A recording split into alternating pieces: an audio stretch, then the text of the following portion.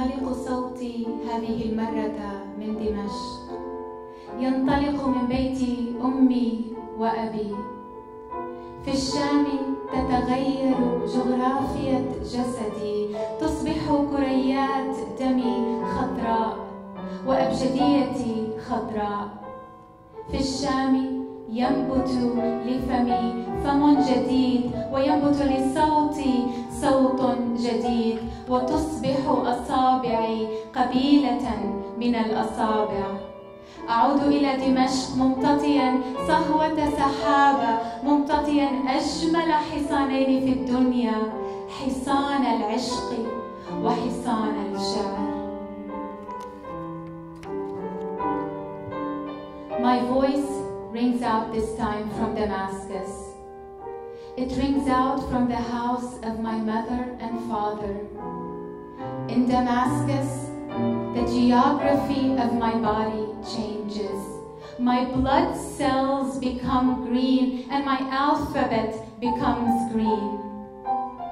In Damascus, a new mouth sprouts from my mouth, a new voice sprouts from my voice, and my fingers become a tribe of fingers.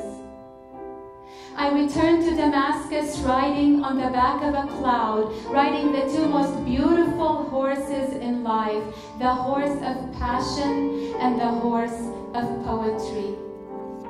I return after 60 years in search of my umbilical cord, and I return to the womb in which I was formed, and to the first woman who taught me the geography of love and the geography of women.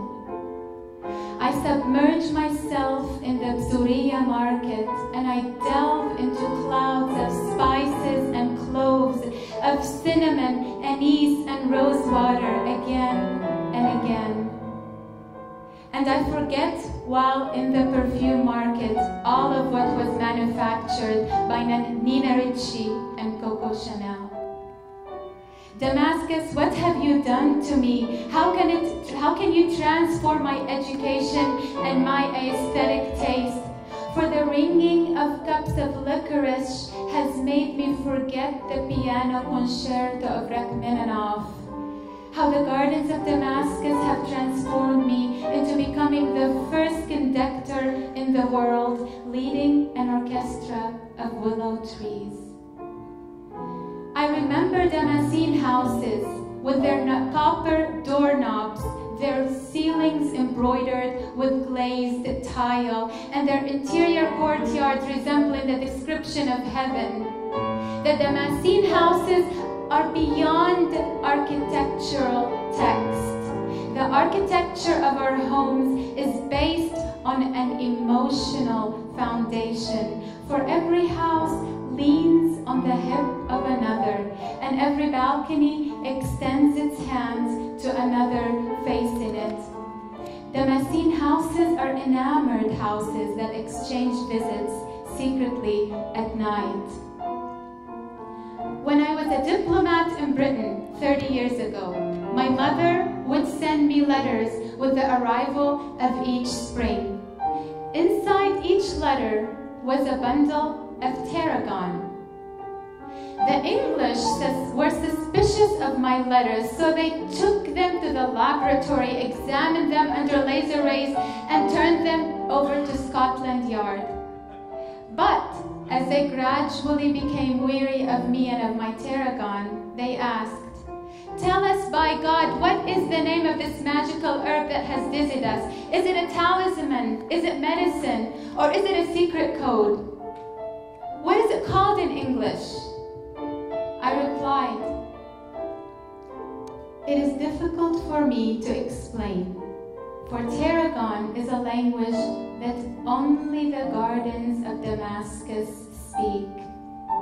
It is our sacred herb and our perfumed eloquence.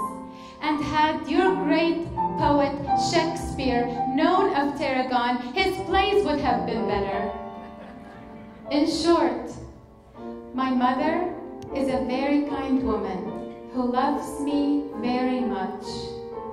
And whenever she misses me, she sends me a bouquet of tarragon. To her, tarragon happens to be the emotional equivalent for the word Habibi, my beloved. As the English did not understand one word of my poetic argument, they gave me back my tarragon and closed the investigation.